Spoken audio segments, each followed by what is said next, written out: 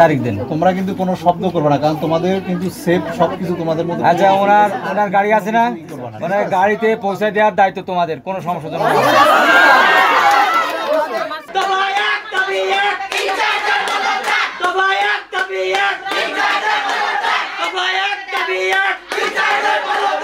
এখন কোনো মিসওয়াল হবে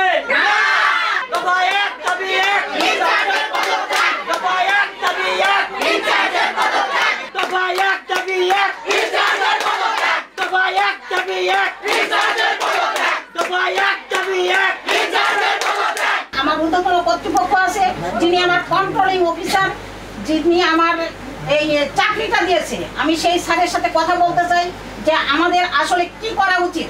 সারা বাংলাদেশে আজকে এরকম প্রত্যেকটা স্কুল বলো, নার্সিং ইনস্টিটিউট বলো, নার্সিং কলেজ বলো, প্রত্যেকটা ছেলে মেয়ে দেখছি তোমরা প্রত্যেকটা ইনচার্জের বিরুদ্ধে, প্রত্যেকটা আমাকে বলতে দাও, আমাকে কথা বলতে দাও। তোমরা যদি এরকম চিৎকার করো, আমি তোমাদের এই কথায়, এই ঠুনকো কাগজে তোমাদের এভিডেন্স কোথায়, তোমাদের প্রমাণ কোথায়? এতগুলো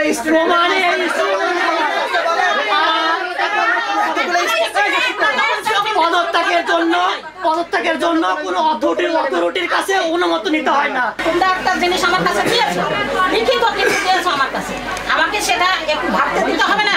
আমাকে একটু ভাবতে দাও, করতে দাও। আমার তো প্রয়োজন ছিল অন্যায়গুলো করার সময়, অন্যায়গুলো প্রথম কথা হচ্ছে স্যার, আমাদের ওই যে স্টাইপেন্ড কাটা, ওরা 10 দিন 15 দিন আমাদের কারিকুলামে লেখা আছে 28 দিন। কথা বলবো স্যার, আমরা যদি ক্লাস অফ করি, আমাদের ফরমেটিভ অ্যাসেসমেন্ট আছে, সেখান থেকে আমাদের মার্ক কমবে কিংবা আমাদের শাস্তির ব্যবস্থা হবে।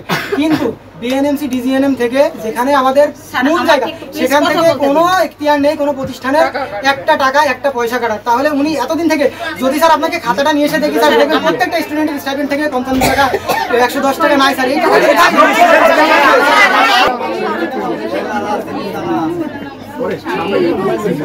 তারিখ দেন। তোমরা কিন্তু কোনো শব্দ করবে না, কারণ তোমাদের কিন্তু সেফ সবকিছু তোমাদের মধ্যে। আচ্ছা, ওনার গাড়ি আছে না, ওনার গাড়িতে পৌঁছে দেওয়ার দায়িত্ব তোমাদের, কোনো সমস্যা নেই।